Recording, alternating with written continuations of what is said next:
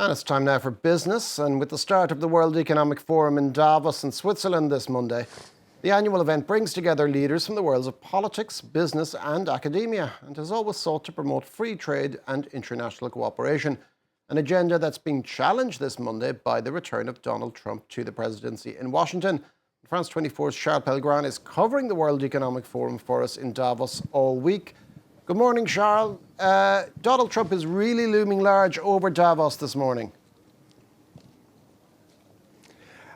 Morning, Oliver. Absolutely. Obviously, the World Economic Forum deeply associated with the concepts of free trade and international cooperation since it was created in 1971. And obviously, with the arrival of Donald Trump and his protectionist policies, a lot of that is being threatened right now, including the concept of international cooperation, or even just of the global world order as we've known it for many years.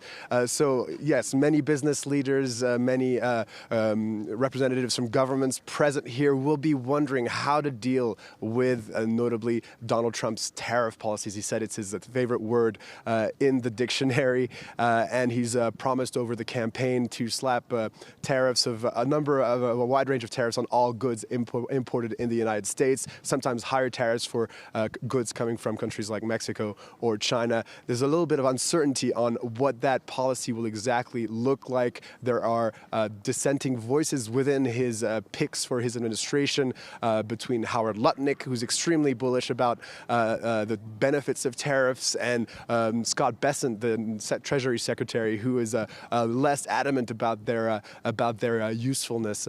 Either way, the people who are present here in Davos will get a better sense maybe of what's to come when Donald Trump himself will speak to participants here via a video link on Thursday afternoon. And Monday also happens to be the day that the international NGO Oxfam is releasing its annual inequality report.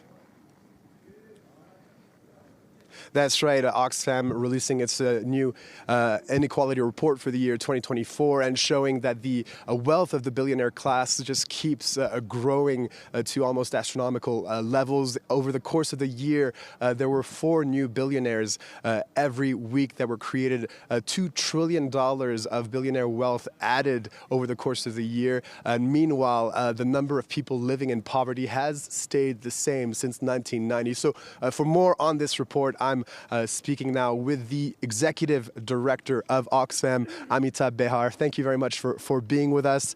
First off, Trump looming large over Davos with the inauguration later today. He's a billionaire. He'll have half a dozen other billionaires slated to be part of his administration. Jeff Bezos, Mark Zuckerberg, Elon Musk, obviously, Bernard Arnault, the world's richest men will be in attendance at the inauguration. What's your reaction to that? I must say that I'm here today with a heavy heart because of the statistics that you talked from our report. But this is pretty much the jewel in the crown for the global oligarchies. You have a billionaire president taking over the largest economy in the world, backed by the richest man in the world. And it doesn't end there. This is the richest cabinet with 13 billionaires in the cabinet. And what we're hearing is essentially slashing of taxes to favor the super rich. And you just talked of the numbers, how billionaires have actually seen an explosion of their wealth. And that's what is going to happen at the cost of ordinary citizens around the world. And let me just also say, because we need to juxtapose, you talked of the number of people living in poverty. Since 2019, we have added 152 million people into the list of people who live with hunger. So at the moment now, there are 733 million people who actually sleep hungry. That's the real story of what's happening today. Your report also emphasizes an interesting point, is that this wealth that's been accumulated is largely inherited. It's not earned. It's not part of a meritocratic system. Absolutely. I think the report highlights that the billionaires have not earned their wealth. So 60% of the billionaire wealth either comes through inheritance, monopolies, crony connections, or modern-day colonialism. So that's where most of the money is coming from at the moment. Speaking of money, you advocate for increased taxes of the wealth to reduce inequality. How'd you go about that? What do you tax first? Assets, revenues, inheritances? What's the policy to follow? I would say at the moment there is reasonable traction around the issue of greater progressive taxation. We are looking at now some kind of at least commitment coming from G20. We heard in G20 the leaders have agreed to tax the super rich. You also have the UN Tax Convention coming largely from the Global South's initiative, where there's growing consensus on taxing the super rich. And I think this is absolutely critical. Let me just talk of another important statistics. Almost 50 countries at the moment are paying almost 48% of their national budgets just for debt repayment. That's also the story of modern day colonialism.